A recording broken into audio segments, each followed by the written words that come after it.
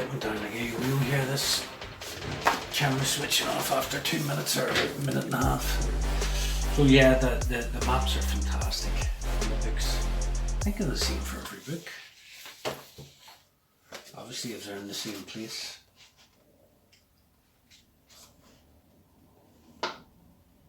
Yeah. So I have my character done. It's skill 10, luck 8. No. Yep, luck 8. Stamina 18, equipment proficiency treasure 1 gold. And I have the start of the map done. I suppose I'll read you the story of the game. Are you brave enough to take on the monsters in the magic of Firetop Mountain? The powerful Warlock Zagor must be slain. But first you'll need to make it through the caverns of his mountain stronghold. Many adventures before you have taken the wrong turn in the maze and perished at the hands and claws of the Warlock's gruesome servants. May your stamina never fail. Okay. I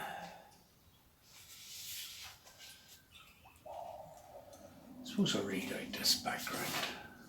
I wasn't going to take it too seriously, but if like me, if I seen this on the internet and somebody was doing a walkthrough, I'd be watching it for nostalgic reasons. Background: only a foolhardy adventurer would embark upon such a perilous quest without first finding out as much as possible about the mountain and its treasures. Before your arrival at the foot of the Firetop Mountain, you spent several days with the townsfolk of a local village, some 2 days' journey from the base. Being a likeable sort of person, you found it easy to get on with the local peasants. Although they told many stories about the mysterious Warlock sanctuary, you could not feel sure that all or indeed any of these were based on fact. The villagers have seen many adventurers pass through on their way to the mountain, but few ever returned. The journey ahead was extremely dangerous, that you knew for certain. Of those who returned to the village, none contemplated going back to Firetop Mountain. There seemed to be some truth in the rumour that the Warlock's treasure was stored in a magnificent chest with 2 locks, and the keys to those locks were guarded by various creatures within the dungeon. The Warlock himself was a sorcerer of great power. Some described him as old, others as young. Some said his power came from an enchanted deck of cards, others from the silky black gloves that he wore. The deck of many things. Deck of many things came out in 1976. Oh, my memory. Yeah, I think it was 1976. So these books, when did these come out? They must have been the 80s. Because I remember, I think it was 1984, 85 that I was playing this. So this book came out 82. So 83, 84, 85. Yeah. My God, I was really young when I started reading these. It's wonder my mum let me. Towards the inner chambers, the creatures became more fearsome. To reach the inner chambers, you would have to cross a river. The ferry service was regular, but the ferryman enjoyed a good barter, so you should save a gold piece for the trip. That's why I have 1 gold piece. The locals also encourage you to keep a good map of your wanderings, for without a map you would end up hopelessly lost within the mountain. When it finally came to your day of leaving, the whole village turned out to wish you a safe journey. Tears came to the eyes of many of the women, young and old alike. You couldn't help wondering whether they were tears of sorrow shed by eyes which would never see you alive again. Probably saying good riddance. I'd be taking bets. Right, roll up. 10 gold pieces. Right. Across the clearing is a dark cave entrance. Yeah, this art's definitely nowhere near as good as the original. What's going on here? I remember a wee tunnel or like a hole in the wall. This is. I'll put the old or no, somewhere over here when I get a chance. At last your 2-day hike is over. You unsheath your sword, lay it on the ground and sigh with relief as you lower yourself down onto the mossy rock to sit for a moment's rest. You stretch, rub your eyes and finally look up at Firetop Mountain. The fiery mountain itself looks menacing. The steep face in front of you looks to have been savaged by the claws of some gargantuan beast. Sharp rocky crags jut out at unnatural angles. At the top of the mountain you can see the eerie red colouring, probably some strange vegetation which has given the mountain its name. There you go. I always thought the top of the Firetop Mountain was due to lava, but it's due to red vegetation. Your quest lies ahead of you. Across the clearing is a dark cave entrance. You pick up your sword, get to your feet and consider what dangers may lie ahead of you. But with determination you thrust the sword home into its scabbard and approach the cave. You peer into the gloom to see dark slimy walls with pools of water on the floor in front of you. The air is cold and dank. You light your lantern and step wearily into the blackness. Cobwebs brush your face and you hear scurrying of tiny feet. Rats most likely. You set off into the cave. After a few yards you arrive at a junction. Will you turn west, turn into 71, or east, turn to 78? So here we go. We're in the smelly dank cave.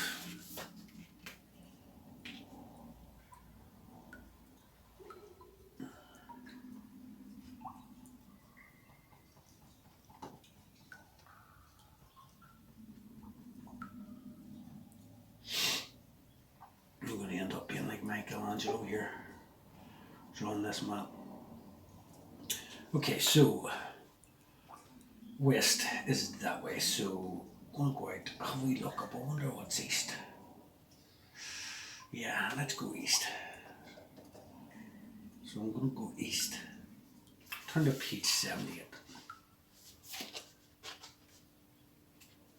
278.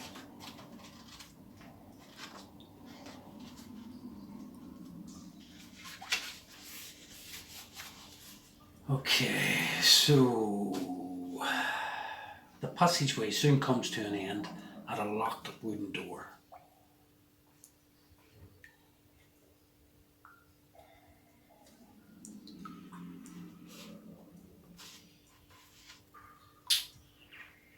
You listen at the door but hear nothing. Will you try to charge the door down? If so, turn to 156. If you would rather turn round and go back to the junction, turn to 92. I mean, not really good choices, is there? Especially when you're looking at you're looking here and you see this, and you think, and I know when I was 11, 12, 13 years of age and I'd have been looking at that in my bed. So do I charge the door? Why is it like I try the door handle or I pick the lock? What happened to picking locks? Dungeons and Dragons is about, dude. What's this charging doors? Okay. Obviously we're going to charge a door. So, turn to 156.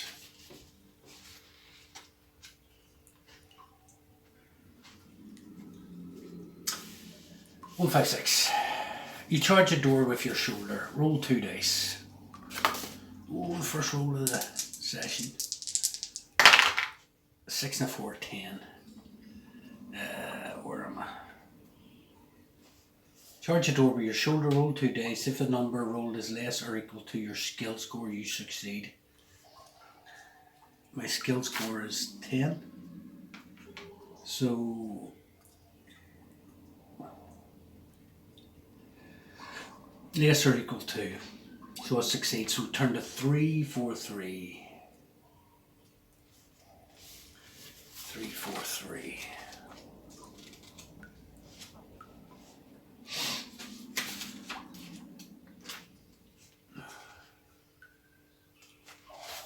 Okay. The door bursts open and you fall headlong into a room, but your heart jumps as you realise you are not landing on the floor but plunging down a pit of some kind. You instantly die, your head hits the ground and blood splatters everywhere, and your last thought is, what the fuck? I totally made all that up. The door bursts open and you fall headlong into the room, but your heart jumps as you realise you're not landing on the floor but plunging down a pit of some kind. Lucky the pit is not particularly deep and you land in a heap less than 2 metres down. 2 metres, 3.3 feet to a metre, 6 to 7 feet. So of course you fall. Luckily the pit is not particularly deep. Lose 1 stamina.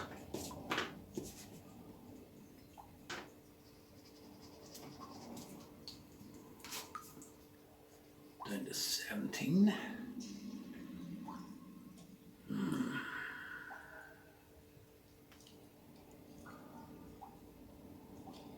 Climb out of the pit into the room and through the door heading westwards, turn to 92. The room was a pit trap. Fantastic.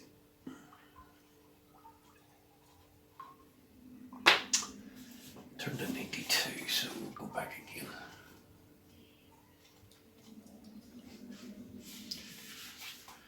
You arrive back at the junction of the passage. You look left to see the cave entrance in the dim distance, but you walk straight on, turn to page 71.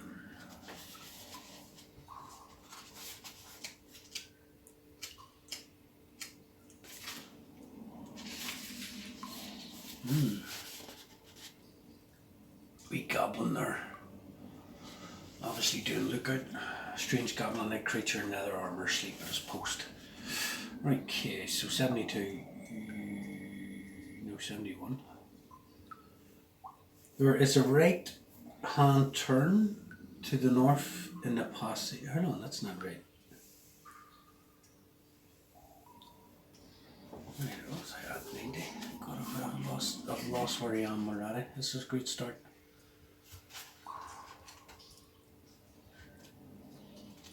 Doing this first thing in the morning is not a good idea. My brain has not switched on. So 92, or probably wasn't even 92.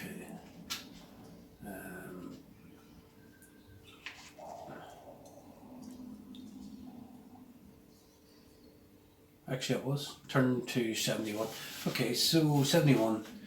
There is a right hand turn to the north in the passage. So right obviously of the mini. So right hand turn, it doesn't really get. There's a lot of guesswork goes on here. There is a right hand turn to the north in the passage. Cautiously approach a sentry post on the corner, and as you look in you can see a strange goblin-like creature in leather armour asleep at his post. So there's obviously a wee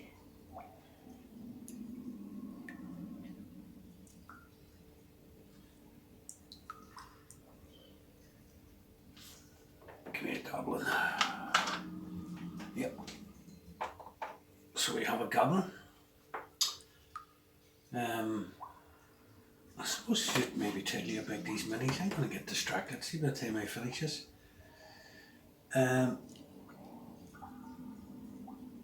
That is Hero Quest minis and the original. I have the original Hero Quest. It's in terrible order. Must do a video and let people see it. And the D&D box set from 1980 odds, can't remember when.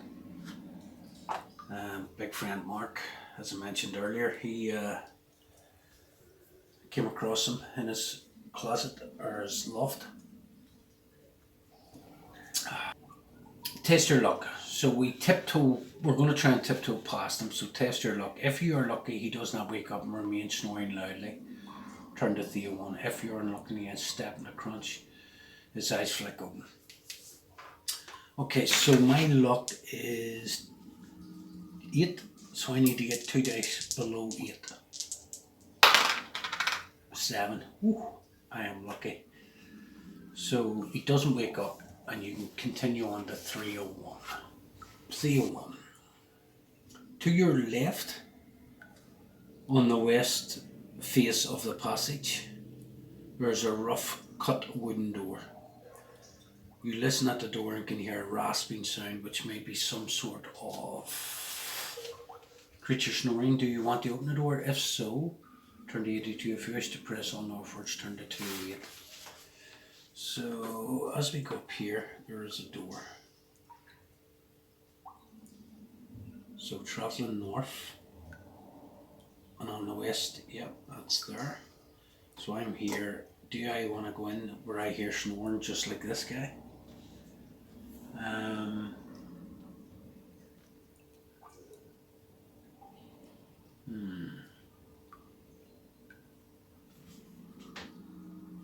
just thinking to myself, the point of it is to adventure. Sod it, I'm going in. Probably end up down here, but hey. Turn to page 82. So I'm opening the door.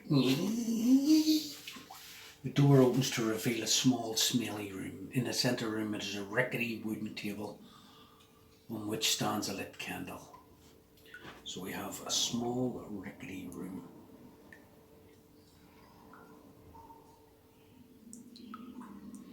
We have a table.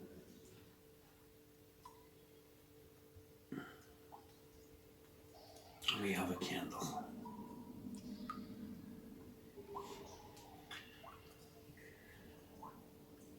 Underneath the table is a small wooden box. Asleep on a straw mattress in the far corner of the room is a short, stocky creature with an ugly, warty face.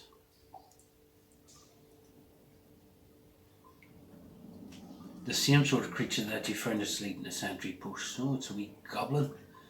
He must be the guard for the night watch. You may either return to the corridor or press on northwards, turn to 208, or creep into the room and try to take the box without waking the creature. If you want to try to steal the box, test your luck. If you are lucky he does not wake up, turn to 147. I am testing my luck. I didn't come this far. Yep, nice one. Oh, do you reduce your luck every time you roll?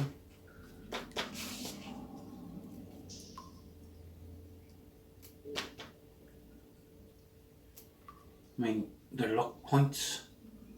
Oh, I don't know now. I'm going to have to, yeah, I'll check in a second. So I got the chest. I'm going back out.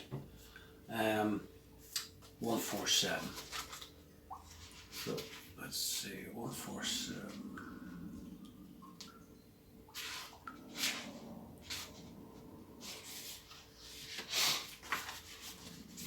You leave the room and open the box in the passage. Inside you find a single piece of gold and a small mouse, which must have been the creature's pet. You keep the coin and release the mouse, which carries off down the passageway. Gain 2 luck points and turn to 208. Oh no, you don't. You just basically gather luck points and you use them. I don't think you lose them. Well, you lose them if you have bad luck. So 2 luck points, that takes me up to 10. And that's 2 gold pieces. 208.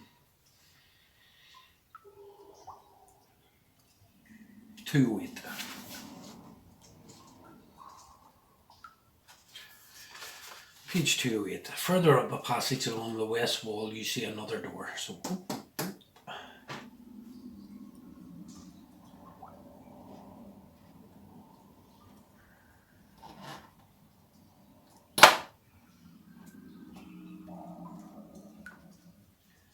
you listen at it but hear nothing. If you want to try opening the door, turn to 397. If you want to continue northwards, turn to 363.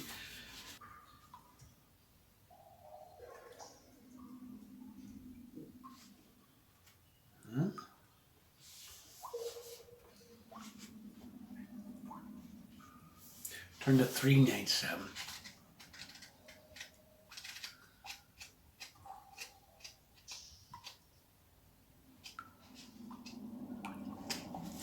Near the end of the book. 1597. The door opens to reveal a small room with a stone floor and dirty walls. There's a stale smell in the air. In the centre of the room is a makeshift wooden table on which is standing a lit candle. On the table is a small box. In the far corner of the room is a straw mattress. You may either open the box, turn to 240, or leave the room. This is the same as the last place. So we have this straw bed, wee box chest, lit candle. On the table is a small box. Corner room is a straw mattress. Okay, obviously I'm going to open the box just in case there's any pluck. Turn to 240.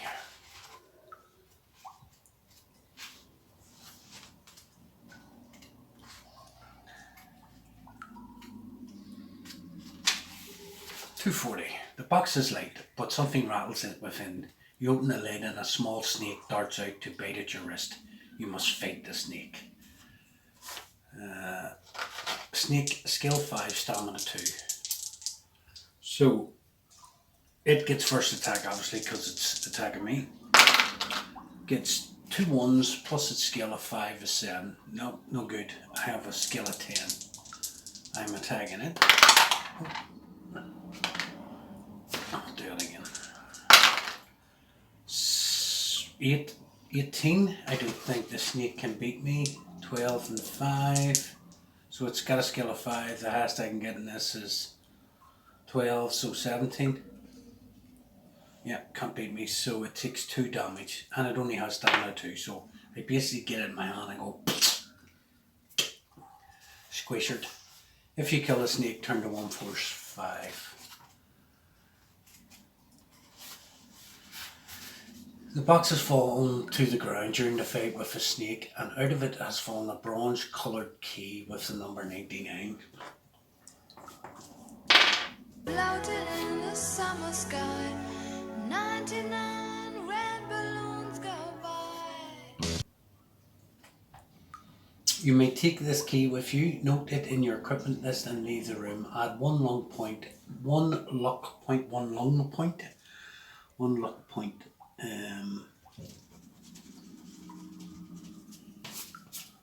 Bloody robbers, might as well be a brick. It's just going right through the paper.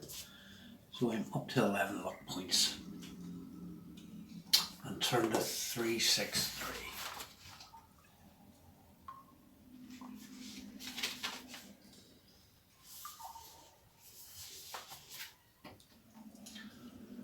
Further up a passage on the west wall, you see another similar door. What's going on here?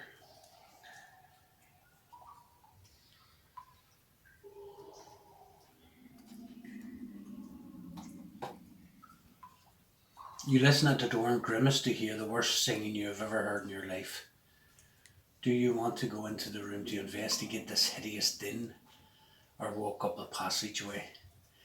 Now, I think it's a good place to leave it. I don't want to make these videos into big long boring things. You can just jump on, spend 10 minutes and then look forward to the next bit. So I'll leave it here with a loud singing woman's voice in the dark.